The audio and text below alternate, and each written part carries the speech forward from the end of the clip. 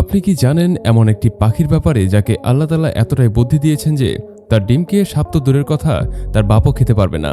আসলে এই ইন্টেলিজেন্ট পাখিটির নাম হচ্ছে পেন্ডুলিন, যে নিজের বাসাকে বেশিরভাগ সময় গাছের চিকন ডালের লাস্টের দিকে বানিয়ে থাকে, যেখানে কোনো সাপই সহজে পৌঁছাতে পারে না।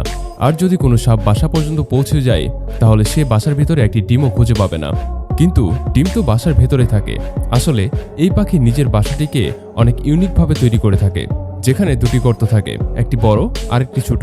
কিন্তু বড় গর্তটি ফেক হয়ে থাকে, যেখানে সাপ একটিও ডিম খুঁজে পায় না, কারণ ডিম তো উপরে গর্তে থাকে, যেখানে এই পাখিটির ডিম সবসময় সুরক্ষিত থাকে। নিঃসন্দেহে আল্লাহ তাআলা উত্তম সৃষ্টিকারী।